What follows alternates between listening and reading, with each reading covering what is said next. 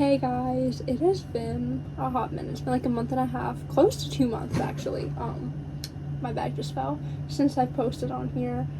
I've had a lot going on in my life. I started a new job, so now I'm juggling a job that I do on the weekends and one that I do 3 weekdays. So I have only like a couple of days off, weekly. So that's been a little difficult, but a lot has also been happening. I've started my drives to get my license. Oh my gosh, I can't even think. But no, just a lot of things have been happening. I've been so busy, but I'm back.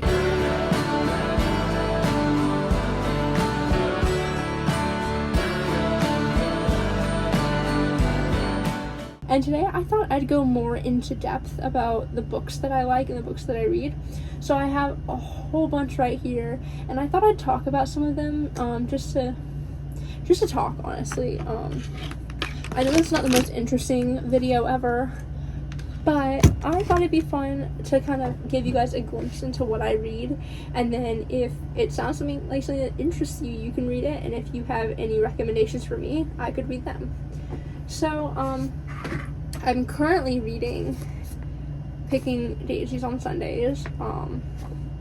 I'm on the third chapter. I've barely started, but it seems pretty fun so far. I really do love A Friends to Lovers, so I'm looking forward to that.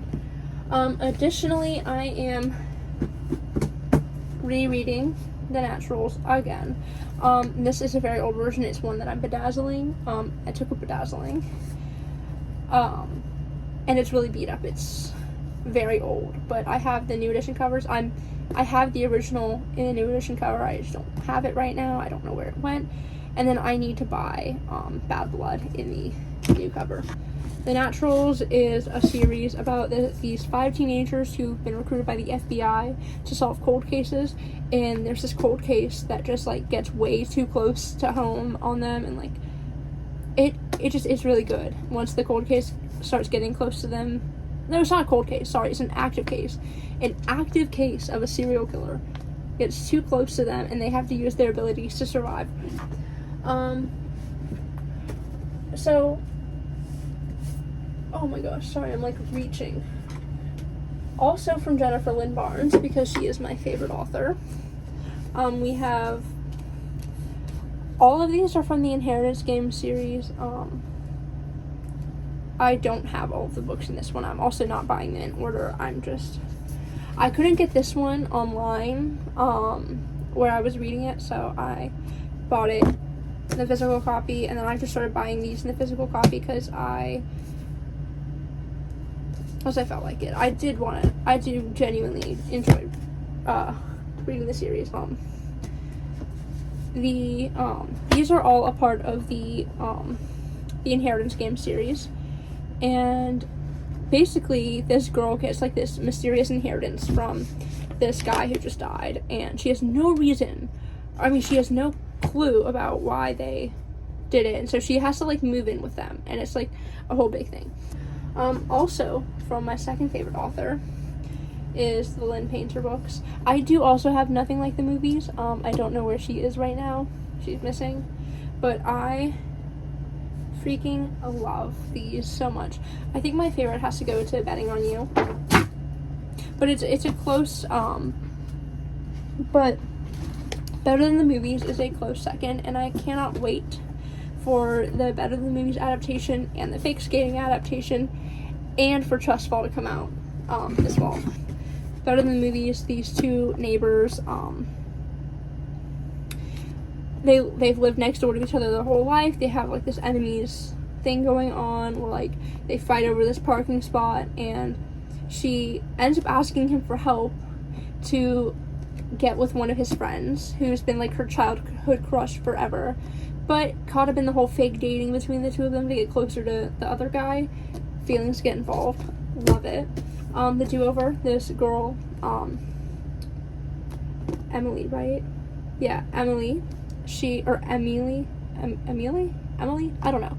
She kind of looks like this Groundhog Day type thing, where on Valentine's Day she witnesses her boyfriend cheating on her, and she has the same thing, like, you can see, like, the car crash, she keeps hitting this guy's car, and his name is, Nick, and she keeps running into him, and every single time that she relives Valentine's Day, they get closer, but, of course, he has no clue that she's reliving this over and over again, and she, like, yeah. Fake skating is, these childhood friends, and then they move away. She comes back. They end up fake dating to help him with a hockey thing so that he looks less, like, reckless and stuff. I don't know. It was just really good. I really did enjoy it. And Betting on You, my favorite of the Lynn Pincher books. Basically, these two, they're co-workers, and they did not like each other, but they end up, like, fake dating. They form, like, an alliance, and again, things get involved. There's also bets involved, and it gets messy, which I love. And I also can't wait for the new Naturals Dangerous Impulses to come out, because I loved all 4 of the original books and the novella. I've read them all multiple times, and I just cannot wait for what Jennifer has in store for us. Okay, what else do I have on my shelf of books that I love? Okay. So, this is Check and Mate. It is a rivals to lovers romance centered around these 2 chess players. I knew nothing about chess going into this, so some of the things about it, like, I just, like, didn't really understand. But even then, like, I could still understand it good enough to really enjoy this. I did really enjoy this book. It was really good, I must say. Oh my gosh, I forgot to talk about the books leading up to this. Okay. A Wish for Us. I did enjoy this book, but I will not recommend it. Found out some pretty awful stuff about the author, guys. If you search up Chili Quill Controversy, you'll find out what it was, but don't really recommend it after that. I would, like, lend a book to somebody who wanted to read it, but I should have DNF'd one of her other books for the same reason. Like, I found out in between the books that she was not a very good person. Wrote a very, very, very controversial book, apparently. But it was a pretty good book, I'll say. Like, I cried. The Summer of Broken Rules, I loved this one so much. I don't have a lot to say about it, honestly, but I really did like it. I really did. I will say, Sarah Dessen, I loved her when I was in junior high. I read, like, all of her books between junior high and early high school. She was my favorite author for, like, 2 or 3 years. She writes some really good, clean romance, and this is my second favorite of her books. My favorite would have to be Once and For All. Absolutely love that one. That one made me cry. But I don't remember a lot about this one, but I do remember loving it, and I bought it so I could reread it. This one, did I love it? No, but did I like it? Yeah, enough. It's another fake dating, like, fake fiance thing. I don't know, but she fake dates him to help him with, a situation having to do with some author, whatever it was, but this had smut in it. Not the biggest fan of it, but, I mean, it was good. It wasn't, like, badly written or anything. Okay. Back. I just almost pulled a muscle. Okay. So next, I own the entire Shatter Me series. It was a gift. I haven't started it yet. I haven't. I've been putting it off since Christmas. For till college. Well, I'm stupid. Okay. I have high hopes for it.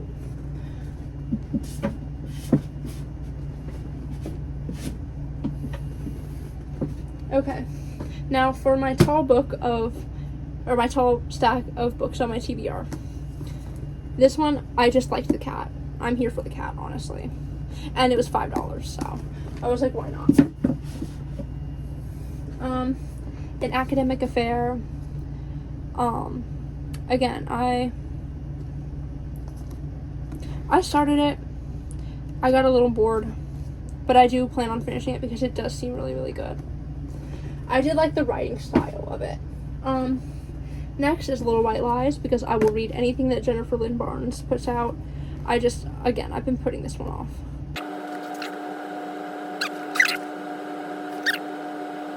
Sorry, I've not, like, opened this book yet. Sorry, this seems really interesting. I think that's gonna be next, honestly, on my TBR. Like, as soon as I finish, taking 8 single studies. This book is beat up. When in Rome, it's really beat up. I don't know what happened. I think it got water damaged. Seemed really interesting. Got it as a gift for Christmas because it was on my TBR. Frida McFadden, The Boyfriend. I've enjoyed what I've read from Frida McFadden, but like at the same. Hold up. Okay, I know. Okay, this book feels so small in my hands for some reason. I guess all books are like that. I guess I'm like losing my mind. Yeah, I'm just crazy. Okay. Literally. What the? Sorry. I've enjoyed what I've read from her so far, but I don't know. Again, I've been putting it off. I don't know why. Next is The Obsession. Again, I really like thriller type books. I do look forward to reading this, but I got kind of bored when I opened it the first time. But it's not like a DNF kind of bored, you know? Like, I've DNF books for being boring. We're gonna get to that. The Housemaid, again, Frida McFadden.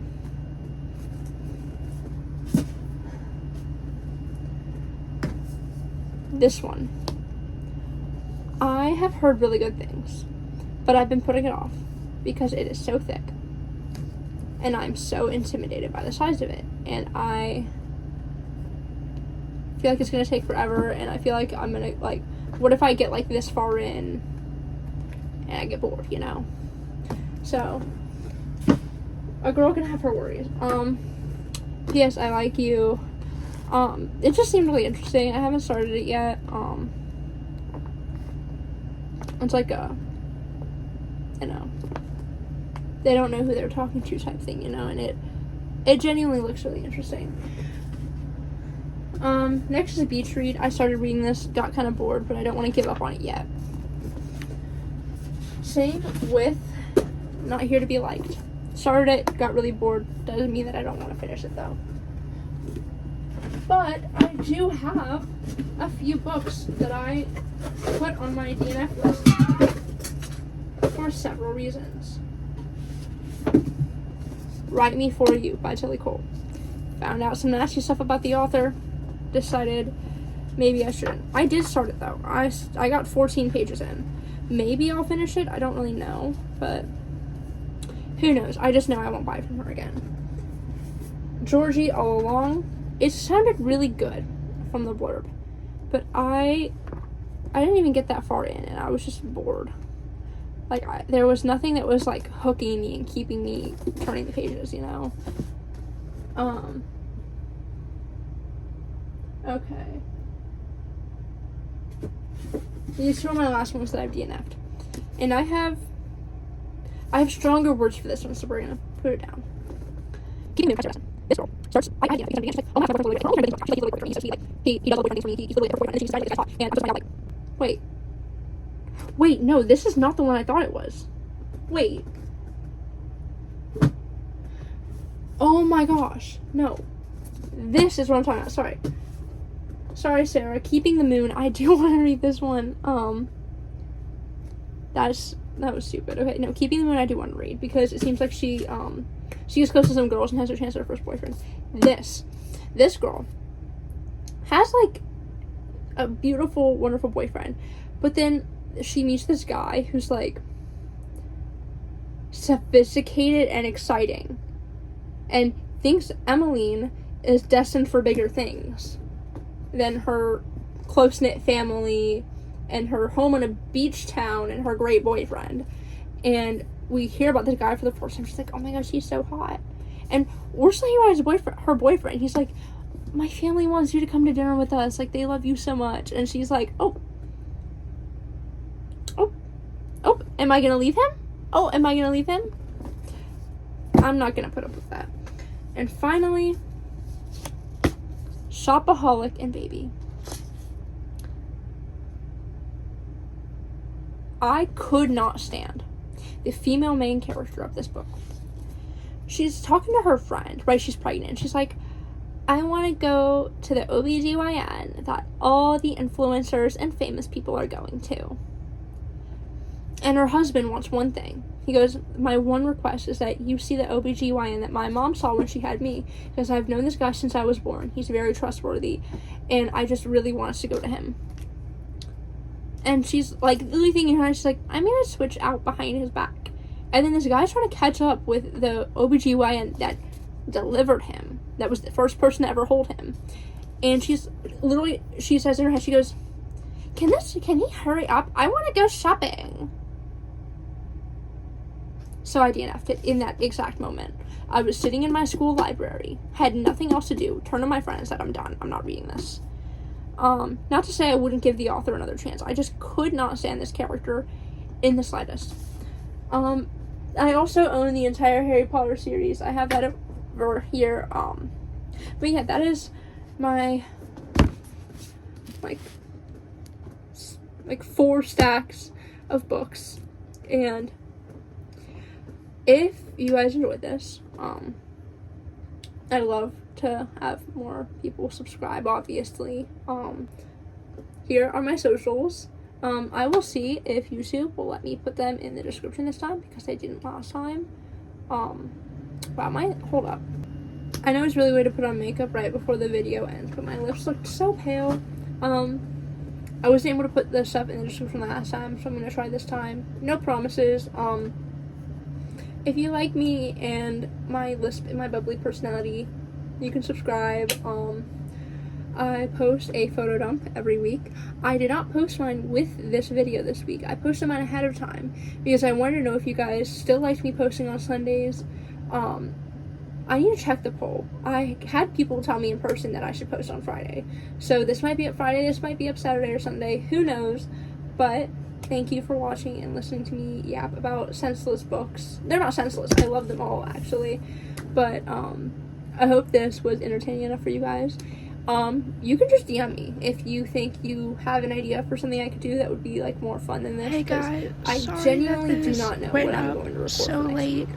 But thank you. On top of me already not posting for 4 weeks, I got super sick on Friday, so I'm like so messed up. But thank you for watching. Subscribe, like, check out my other socials, DM me video ideas. I love to hear what people think about my channel. I love whenever people tell me any criticisms. But yeah, thank you all for watching, and I will see you guys next week for sure. I am so gonna make sure it happens. Bye.